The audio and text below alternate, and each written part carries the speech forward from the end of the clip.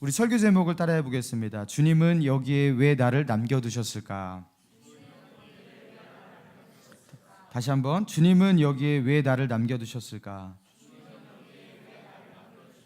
예, 주님은 여기에 왜 나를 남겨두셨을까라는 제목으로 본문의 말씀을 중심으로 같이 은혜를 나누기 원합니다. 오늘 본문에 보니까 예수님께서 거라사인의 지방으로 가셨다고 했습니다. 그런데 그 거라사인의 땅에 도착하자마자 귀신에 들린 한 사람을 만나게 되십니다. 그런데 이 귀신 들린 사람의 상태가 너무나 참혹했어요.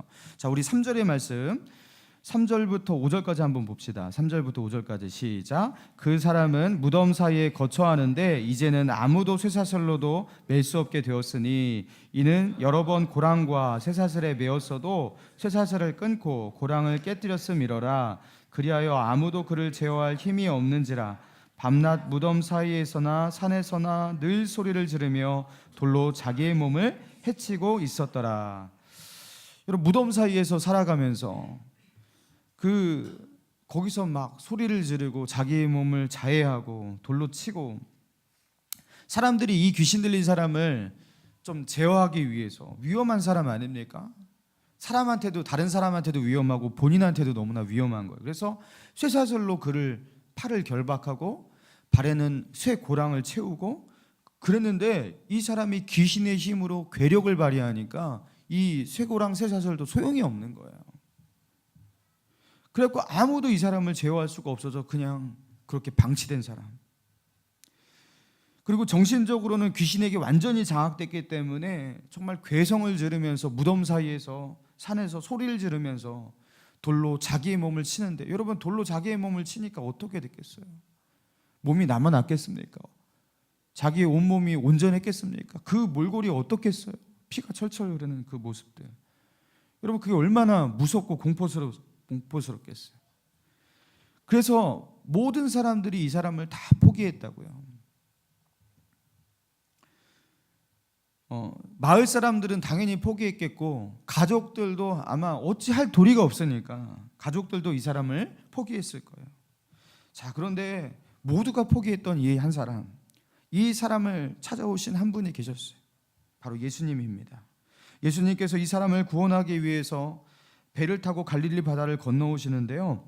자, 어떤 맥락 속에서 배를 이렇게 타고 건너오시는지, 자, 한 장 앞에 4장, 마가복음 4장 35절을 한번 읽어봅시다. 35절 시작. 그날 저물 때에 제자들에게 이르시되, 자 보세요. 예수님께서 거라사인의 지방에 가시려고 배를 타고 갈릴리 바다를 건너시는데요. 언제 배를 타셨습니까? 날이 저물 때. 날이 저물 때 저녁녘에 이제 해가 져서 어두워질 적에 배를 타셨다라는 거예요. 여러분, 이 상황이요, 매우 위험한 상황입니다. 여러분, 날이 어두워질 때 배를 타는 것, 여러분, 이거 배를 타면 돼요, 안 돼요? 날이 어두워질 때 배를 타면 그 배의 그 목적지도 잘 보이지 않거니와 배를 타고 가다가 풍랑을 만나면 그 컴컴한 바다에서 어떻게 살아남을 거며, 이거 굉장히 위험한 일이에요. 밤에 배를 탄다라는 거, 갈릴리 바다를 우습게 보면 안 돼요. 갈릴리 바다가 길게는 이렇게 횡단할 때 20km가 넘는 지역도 있고, 아무리 짧아도 12km. 그래서 이게 대각선으로 이렇게 횡단하면 보통은 13에서 15km 정도는 해야지 어느 정도 횡단이 가능한 지역입니다. 뛰어서가 아니라 배를 타고요, 노를 지어서. 여러분, 그런데 그 밤바다를 그렇게 그 먼 거리를 이렇게 건너간다. 여러분, 이거 굉장히 위험한 일이에요. 근데 뭐가 그렇게 급하셨는지 예수님은 날이 저물 때 제자들을 재촉하시고 빨리 건너가자 하시면서 배를 타고 떠나십니다. 여러분, 왜 다음날 새벽녘이 동토올 때를 기다리지 않으시고 부랴부랴 서둘러서 이렇게 급하게 출발하셨을까? 여러분, 그리고 이렇게 저녁에 출발하셨던 이 배가 밤사이에 어떤 일을 경험하게 됩니까? 자, 37절을 봅시다. 5장 37절. 4장이죠. 4장 37절 시작. 큰 광풍이 일어나며 물결이 배에 부딪혀 들어와 배에 가득하게, 결국에 이 일을 당하게 되었어요. 큰 풍랑이, 그렇죠? 광풍이 부는데 이 광풍으로 작은 배가 막 요동을 하게 되고 파도가 부딪히는데 그 파도에 그 물이 그냥 배 안으로 들어오게 되고 그 위기를 당한 거예요. 그리고 이 밤바다니까 여기서 빠지면 다 죽는 거예요. 여러분, 이 위기 가운데 또 하나의 기적의 에피소드가 일어나죠. 예수님께서 주무시다가 일어나셔서 한마디 하십니다. 잠잠하라, 고요하라. 그러면서 그 광풍을 잠잠케 하시면서 결국에 그 위기를 극복하고 거라사인의 땅으로 그렇게 가십니다. 그 거라사인의 지역에 도착했을 때는요, 이제 밤이 지나고 새벽이 되었을 때였어요.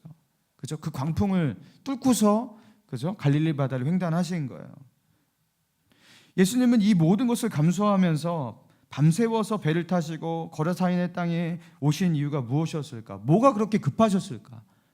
왜 저녁에 출발하셨을까? 무엇 때문이었습니까? 다른 이유가 아니었어요. 거라사인의 땅에 귀신 들려서 고통당하고 있는 한 영혼이 있는데 그 영혼을 향한 대안은 예수님밖에 없었던 거예요. 자, 그리고 여러분이 알고 계시듯이 오늘 본문 읽은 내용과 같이 예수님이 그 귀신 들린 자를 만나게 됩니다. 그리고 그 이름을 물으니까, 그 귀신의 이름을 물으니까 그 귀신이 자기의 이름이 군대라고 했어요. 자기의 수가 많다고. 그러니까 귀신이 한 마리만 있는 게 아니에요. 여기 수를 헤아릴 수 없는 그 귀신들이 이 한 사람을 장악하면서 거기에 그렇게 거하고 있고 이 한 사람의 삶을 황폐하게 만들어 버렸습니다. 자, 그런데 그 군대 귀신이 예수님께 간구하죠. 자기를 이 지역에서 쫓아내지 마시고 저기에 있는 돼지떼에게 들어가게 해달라고. 그러니까 예수님이 그것을 허락하셔요. 그러니까 그 귀신 들린 사람에게서 귀신이 나오고 돼지떼에게로 귀신이 들어가는데 돼지떼가 어떻게 됩니까? 약 2,000마리 되는 그 돼지떼가 그 순간 바로 그냥 바다로 내리 달렸다 나옵니다. 바다로 내리 달리는데 바닷속으로 들어가서 그냥 돼지떼가 한순간에 몰살을 당한 거예요. 그러니까 이 돼지떼가 2,000마리인 거 보니까 귀신이 그렇게도 많았나 봐요. 그리고 이 모든 상황을 지켜본 자들이 놀라갖고 읍내려가갖고 그 마을 사람들에게 이 사실을 이야기합니다. 그리고 사람들이 나와갖고 정말로 그런지 눈으로 확인하게 되거든요. 2,000마리의 돼지떼가 바다에 둥둥 떠서 시체로 떠 있는 모습이 그 눈으로 보았어요. 그리고 그 동네에서 아주 유명한 사람 아니었겠습니까? 귀신 들린 사람, 그 귀신의 힘으로 쇠 고랑을 끊는 사람, 그 사람이 정신이 온전하여서 앉아있는 그 모습이 보였어요. 그리고 그 모든 정황상 그 모든 그 변화와 역사의 주인공이 바로 예수님이라는 것 보게 되었습니다. 자, 그리고 이 모든 것들을 이해한 마을 사람들의 그 반응을 한번 읽어봅시다. 자, 5장이죠. 5장 17절입니다. 27절, 5장 17절 같이 읽습니다. 시작. 그들이 예수께 그 지방에서 떠나시기를 간구하더라. 예수님께 떠나달라고, 죄송하지만 다시 가달라고 그렇게 요청을 했어요. 왜 그랬을까요? 15절 보니까 그들이 이 모든 일을 보고 두려워했다, 매우 두려워했다, 그렇게 나옵니다. 뭘 가지고 두려워했을까요? 일단 예수님이 오고 나서 그들이 볼 때 좋지 않은 일이 일어났다고 생각한 거예요. 한 사람은 정신이 온전하여서 앉아 있었지만 2,000마리나 되는 돼지떼, 그 주인이 아마 한 명이 아니었을 거예요. 마을에 여러 사람들이 가지고 있던 그 돼지떼가 그냥 싸그리 몰살당하고 재정적 손실이 일어나고, 예수님께서 거라사인의 땅에 발을 딛자마자 이런 일이 일어났는데 지금 이분이 마을 안 깊숙이 들어오면 어떤 일이 일어날까 걱정이 되었던 거예요. 그래서 그 변화에 대한 두려움 때문에 예수님에게 그 마을을 떠나달라고 그렇게 간구합니다. 그리고 예수님은요, 그들의 말을 듣고 타고 왔던 배를 아마도 그대로 타고 쓸쓸히 그 마을을 떠나실 수밖에 없었어요. 여러분, 예수님께서 이 거라사인의 땅에 오기 위해서 그렇죠, 그 저녁 시간에 그렇죠, 밤을 새워서 그렇게 배를 타고 광풍을 뚫고 오셨어요. 그리고 그곳에서 복음 전하려고 오셨는데 전도 몇 명이 했어요? 한 명에게 복음 전하셨습니다. 한 명을 구원하셨어요.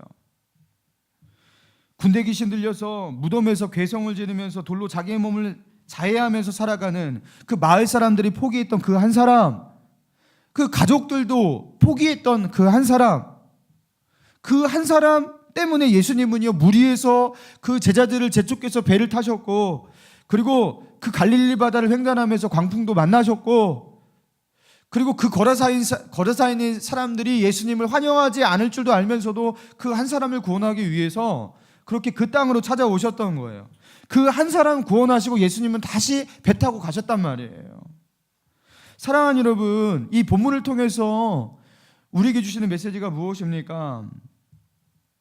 예수님은요, 저와 여러분이 귀신에 들려서 고통당하고 그렇게 우리가 괴로워할 때 주님은요, 똑같이 저와 여러분을 구원하기 위해서 배를 타실 분이고, 그리고 배를 타기에 적당하지 않은 시간이지만 그 밤을 지새워서라도, 광풍을 뚫고서라도 우리를 구원하기 위해서, 한 명을 구원하기 위해서 그렇게 오실 분이 바로 예수님이라는 거예요.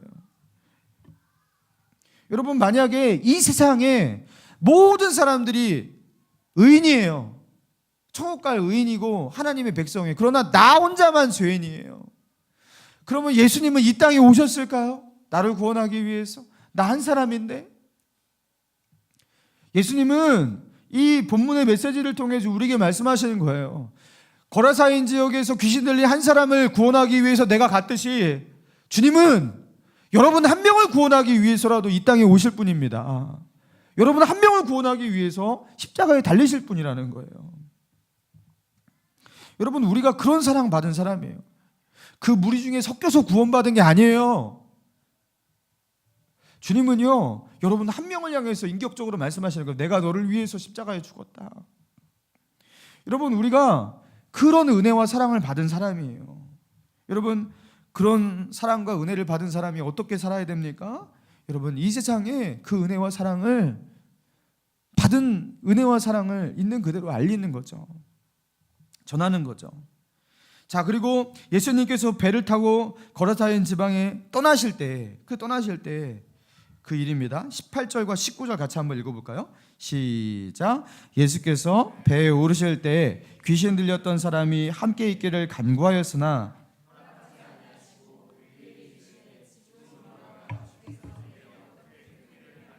너를 불쌍히 여기신 것을 내 가족에게 알리라 하시니, 그 귀신 들렸던 사람이 예수님이 곧장 떠나시는 걸 보니까 너무나 아쉬웠어요. 그래서 예수님에게 간구합니다. 주님과 함께 저도 배를 타고 가겠습니다. 주님을 따라가고 싶습니다. 여러분, 이 마음을 이해하시겠어요?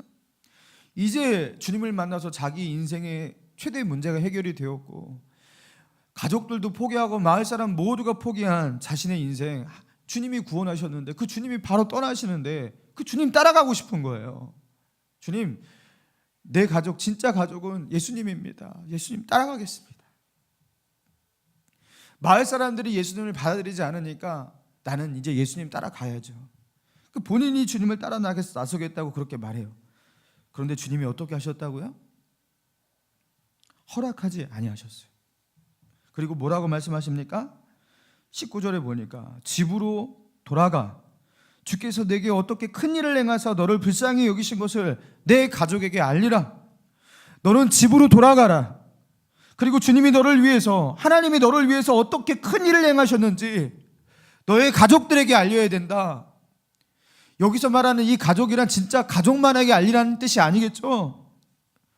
그 마을 사람들, 너의 친척들, 너의 이웃들, 너를 포기했던 그 많은 사람들, 그리고 지금 나를 거부해서 나를 자기의 땅으로 들이지 못하게 하는, 내가 들어갈 수 없는 그 땅에 있는 사람들,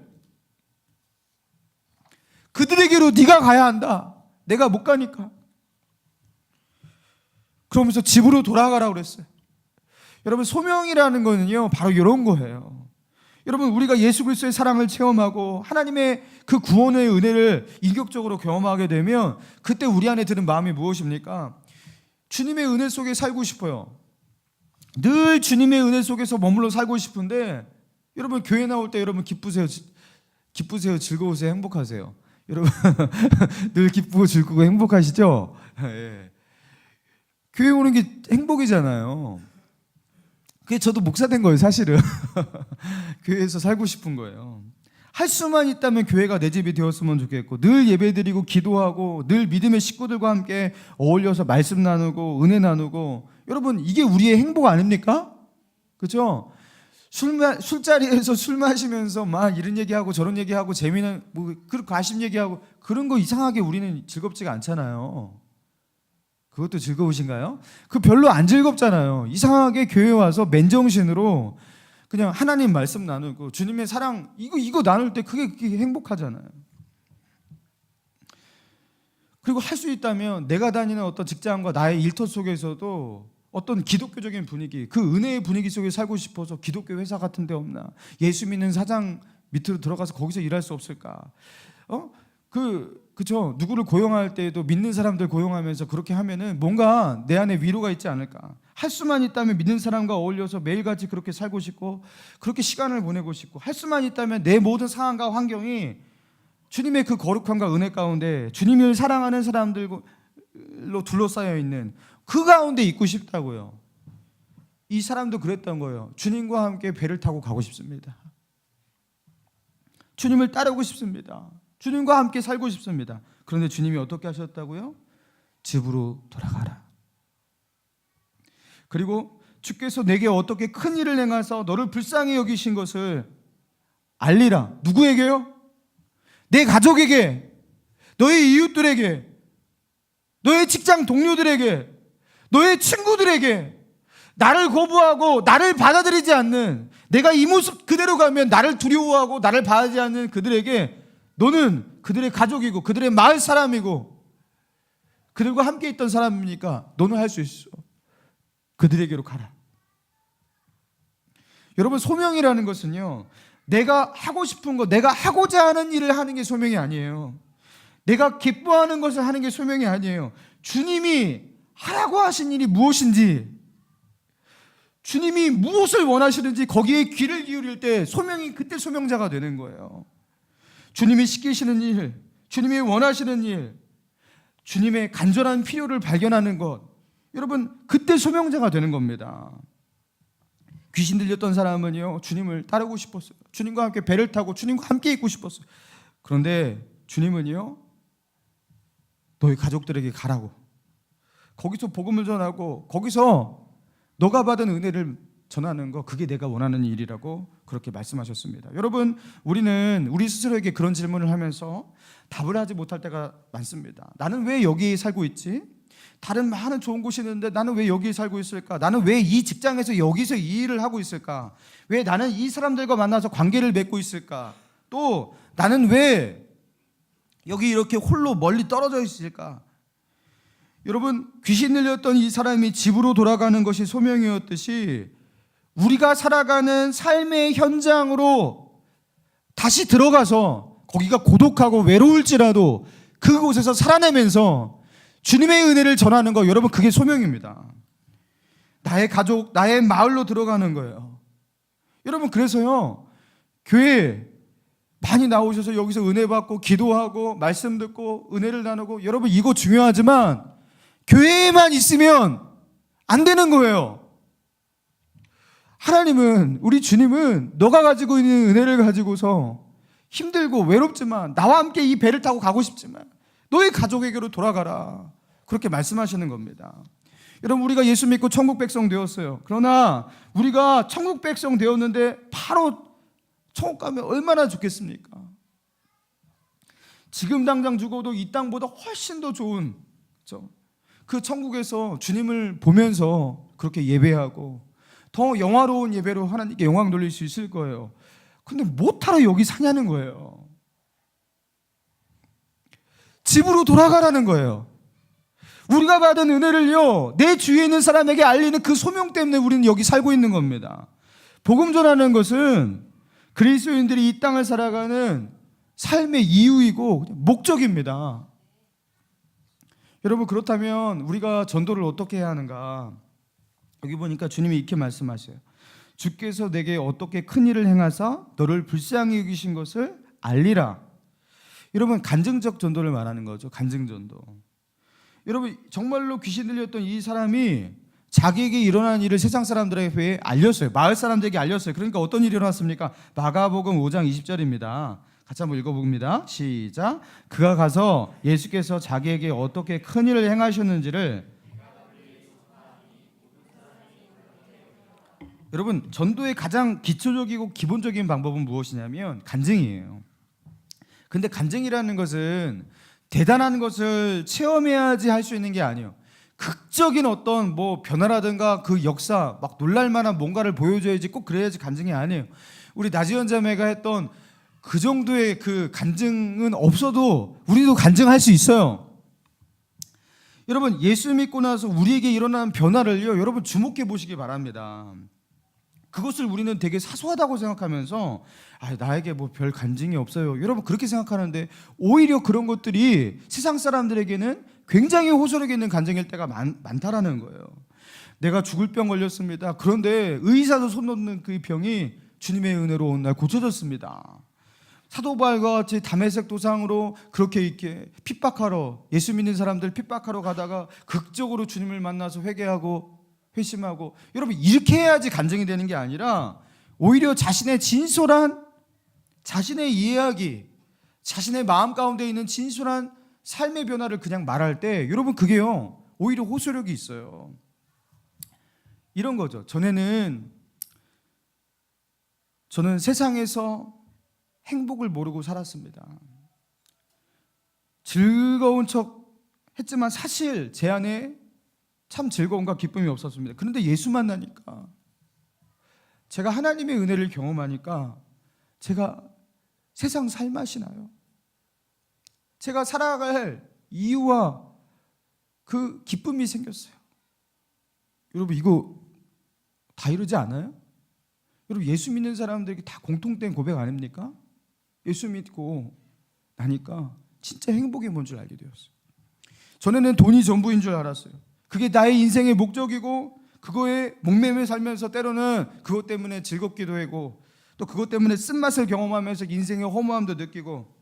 그런데 내가 주님을 만나니까 돈이 전부가 아니고, 그것 좀 부족해도 내 마음 가운데 평안하고 감사가 있고 행복을 누리게 됐어요. 요새 아침에 눈을 뜨면 하루의 삶이 기대가 됩니다. 여러분 이거 진짜 아니에요? 여러분 이러지 않으세요? 여러분 이게 간증인데요, 이 간증이 세상 사람들한테는 너무나 놀라운 일이에요. 여러분 하루가 기대가 되는 거, 여러분 그거요, 여러분 예수 믿어서 하루의 삶이 소망이고 기대가 되는 거지, 세상 사람들에게는 이 세상이 그렇게 기대되는 세상이 아니에요. 그냥 체념하고 사는 거예요. 그리고 즐겁고 행복한 척 하는 거예요. 이러니까 나는 즐거워해야 해, 그러는 거예요. 근데 그 안에 즐거움과 기쁨이 없어요. 얼굴 보세요. 그렇죠? 주위에 있는 불신자들의 얼굴 보세요. 그 속에 기쁨과 행복이 있나? 여러분 우리가 이 모든 것들을 경험했는데 이게 세상 사람들에게 매우 놀라운 일이라는 것, 그들에게 너무나 이질적인 어떤 경험이라는 것, 우리가 그것을 모르고 우리의 간증을 숨기고 있습니다. 여러분, 그래서 여러분 간증을 하시면 돼요. 예수님께서 십자가에 죽으시고 우리 죄를 사해 주시고, 그래서 당신이 죄인이었는데 그 죄를 용서받았습니다. 그러니까 예수를 믿어야지 천국 갑니다. 여러분 이것 이렇게 논리적으로 복음을 전하지 않아도 돼요. 그거는 교회 데리고 온 뒤에 제가 해도 되거든요. 기독교에 대해서 반감을 가지고 기독교의 어떤 문제점과 교리적인 문제를 지적하면서 변론을 이끌어내는 그런 사람에게 같이 변론으로 그렇게 대응하고, 여러분 꼭 그렇게 할 필요도 없고요, 유능하게 그렇게 할 필요도 없어요. 의외로 사람들은 논리적인 말에 설득을 안 당합니다. 제가 해보니까 그렇더라고요. 아무리 논리적인 말해도, 당신이 말이 맞다고 인정을 해도요, 절대 그 마음이 바뀌어지지가 않아요. 많이 배운다고 전도를 잘하는 것도 아니더라고요. 오히려 어떤 게 강력한 전도냐면요, 그들이 절대로 흉내낼 수 없는 정서와, 그죠? 밝음을 가지고, 그 웃는 얼굴과 행복의 그 정서를 가지고서 내 안에 있는 감사와 만족을 표현할 때 예수 믿으니까 진짜 행복하더라고요. 그때 사람들은요 놀랍니다. 굉장히 놀랍니다. 이 사람에게 뭔가가 있구나. 진짜 그런가? 그리고 저 사람을 따라서 교회에 한번 나가볼까? 여러분 이 생각이요 들게 되는 거예요. 여러분 코페르니쿠스의 그 지동설, 이 코페르니쿠스가 처음에 지동설을 이렇게 발견하면서 그것을 발표했습니다. 근데 반세기 동안, 50년 동안 아무도 이 코페르니쿠스의 이 이론에서 주목을 하지 않았어요. 왜냐하면 지구가 우주의 중심이라고 늘 믿고 살았던 이 사람들, 에이 그럴 리가, 태양이 도는 거지, 눈으로 봐도 그런 건데, 그러면서 아무도 반응하지 않았어요. 그러면서 케플러라는 위대한 과학자가 우주의 신비라는 책을 내놓으면서 옛날에 말했던, 그 50년 전에 말했던 코페르니쿠스의 지동설이 진짜 맞다, 내가 계산해 보니까 맞다 하면서 그런 이론을 책으로 엮어내면서 또 세상에 발표했어요. 사람들 아무도 반응하지 않았어요. 에이 그럴 리가, 그랬습니다.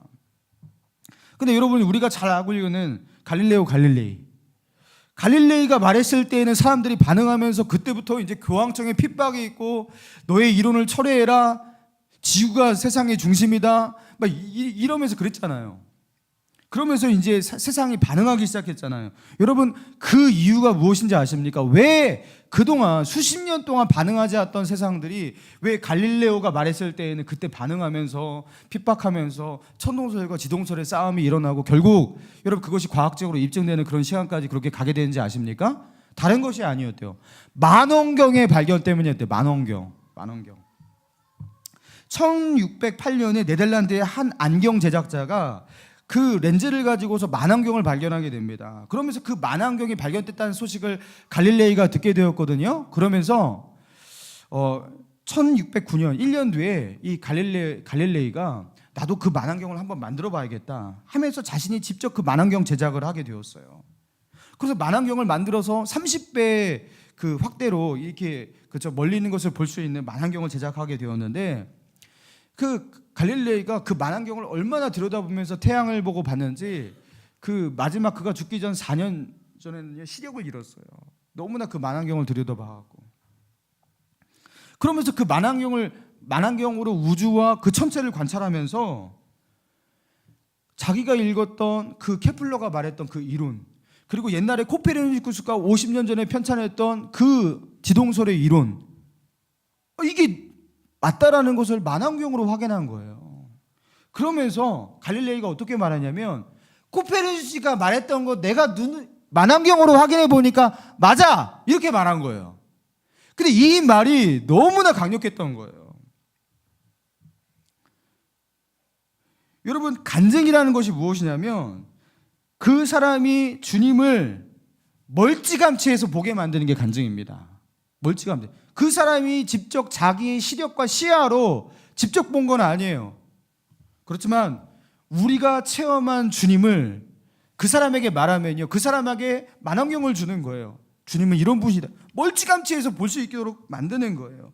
그럼 그 사람이 우리가 경험한 그 경험의 이야기를 들으면서 간접 체험을 하게 되는데, 여러분 그렇게 생각하지 않겠습니까? 이 사람이 미친 사람도 아니고 내가 볼 때 바보도 아니고, 그리고 이 사람이 작심하고 나에게 거짓말을 하려는 어떤 불순한 의도를 가지고 온 것 같지도 않은데, 이 사람이 이렇게 체험했다, 이렇게 경험했다, 이렇게 말하는데, 여러분 그 사람이 미친 사람이 아닌 이상, 나쁜 사람이 아닌 이상 이거를 부정하기가 쉽지가 않은 거예요.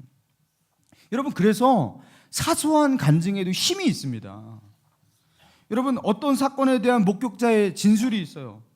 근데 그 사건을 의심하는 여러 사람이 있다 하더라도, 여러분 증인이 한 명일 때 에이 그런가? 의심하겠죠. 그런데 또 다른 똑같은 진술을 하는 또 다른 목격자의 진술이 또 나왔어요. 그리고 또 다른 증인이 또 나왔어요. 그러면서 똑같은 진술을 계속해서 합니다. 여러분, 그러면요 그때부터는 그것은 사실로 확증이 되는 거예요. 여러분, 복음 전하는 것도 마찬가지예요. 어떤 예수 믿는 사람이 옛날에 나한테 예수 믿으니까 내 안에 있는 그 우울함과 내 안에 있는 허무함과 그죠 불행함들이 없어지고 예수 믿으니까 즐겁고 행복해졌더라.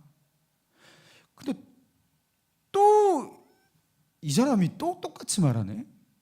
그리고 또 옛날에도 내 친척 누군가 가운데 그렇게 말하는 사람이 있었는데, 이러면서 이런 진술들이 겹쳐지고 반복이 될 때 사람들은 이게 진짠가 보네, 이렇게 할 수가 없는데. 여러분, 그러면서 복음을 경험한 그 진술들이 여러 곳에서 일어날수록, 여러분 사람은요 한 번 복음 전도 듣고 예수 믿지 않습니다. 그 사람이 어느 날 교회 가고 싶어지는 거예요. 저는 토요전도대 이렇게 나갈 때, 이게 전도할 때 이 전도지를 이렇게 막 나눠주잖아요. 그러면서 지금도 이제 2년째 목감신이 이렇게 개척된 이후에 계속해서 하고 있는데 전도지 받고 왔습니다. 이런 사람 별로 없어요. 전도지 받고 지금 교회에 전화한 겁니다. 뭐 이런 사람 별로 없습니다. 그런데 그럼에도 불구하고 제가요 이 일이 참 소중하다고 생각하고 이 일을 계속해야 한다고 생각하는 이유가 있어요. 무엇이냐면 전도지를 줄 때 그냥 전도지만 주는 게 아니거든요. 그때 그 사람들이 지나가면서 안 보는 것 같지만 전도지를 주는 사람들의 얼굴을 봅니다. 그렇죠? 근데 저같이 이렇게 얼굴이 은혜스러운 사람이 이렇게 가갖고 웃으면서 예수 믿으면 행복해요 하면서 이렇게 전도지를 건네면 그 사람이 얼마나 충격적이겠습니까? 아니 저 사람은 뭐가 저렇게 행복할까? 뭐가 저 사람의 마음을 저렇게 즐겁게 만들까? 무엇이 저 사람으로 하여금 저렇게 밝게 만들 수 있지? 웃을 수 있게 만들지? 여러분 그렇게 궁금하지 않겠어요?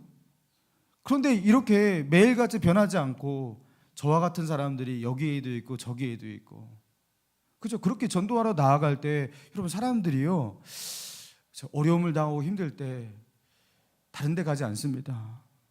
그때 그 사람에게 있었던 그것을 나도 경험해보고 싶다 하면서 교회를 찾아가게 된다라는 거예요. 여러분 그래서 그리스도인들은 길거리에 서 있기만 해도 전도가 되는 줄 믿습니다. 인상 쓰고 서 있으면 안 되고요. 우리 서로의 얼굴을 보면서 우리 이렇게 고백합시다. 그 얼굴로는 좀 안 됩니다. 정말 행복하고 밝게 웃어야 되는 거예요. 은혜스럽게, 그죠? 제가 그 안양에서 사역을 할 때 그 안양에서 한 4년을 살았어요. 그러면서 다니는 미용실이 있었습니다. 그 미용실에 자주 가는 미용실에 그 미용사를 한번 전도해 봐야겠다 하면서 한 곳만 갔어요.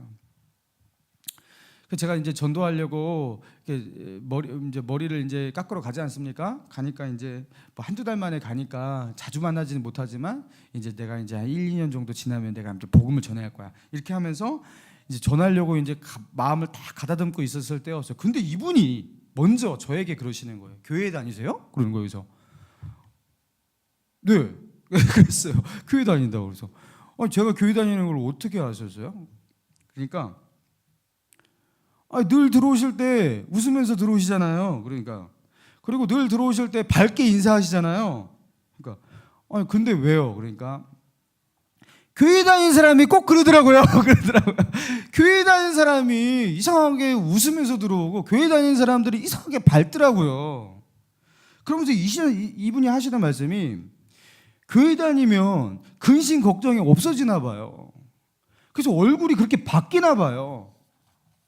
이렇게 말씀을 하더라고요. 그러면서 저에게 물었어요. 저도 교회 다니면 그렇게 바뀌나요? 그래서 제가 그랬어요. 교회 다니면 당신도 그렇게 바뀐다고. 본판이 원래 좋으신 분이라서 더 바뀌실 거라고 하면서 제가 그렇게 말했어요. 교회 다니자고. 저희 교회 같이 나가자고. 근데 이분이 그러더라고요. 제가 지금 이 미용실이 하는데 주일날 문 닫으면 저는 매상이 너무 타격을 받는다고. 근데 저는 진짜 교회 나가고 싶다고. 여러분 그러니까 그동안 그 미용실을 들락날락하면서 그렇죠? 그리스도인인데 그렇죠? 그리스도인으로 들락날락하면서 예수 믿은 사람들 그 얼굴 그들에게 뿜어져 나오는 그 밝은 정서 여러분 그것이요 이분을 전도하고 있었던 거예요. 여러분 간증이란 우리의 입술로 하는 것이고요. 또 이렇게 우리의 얼굴로 우리의 행복으로 전하는 것입니다. 사랑하는 여러분, 여러분의 존재가 간증이고 여러분의 존재가 전도입니다. 여러분 그러니까 세상을 두려워하지 마시고 세상 사람들 만나세요. 그들 안에는 표현할 수 없는 그 공허함이 있어요. 죽으면 끝이지. 그러니까 이 세상에서 그냥 즐겁게 살면 되는 것이지. 그 답이 없는 인생 속에 살아가는 그 깊은 공허와 허무함들이 있습니다.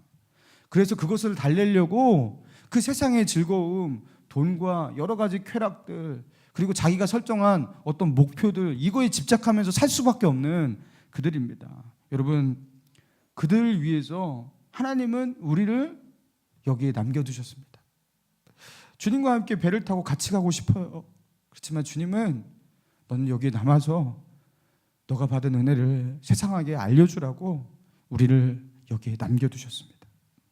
우리가 이 땅 가운데 남겨진 이유, 주님의 부르심을 망각하지 말고 복음 전하는 귀중한 사명, 우리에게 주신 자리에서 감당할 수 있는 저와 여러분 되기를 주님의 이름으로 축원합니다.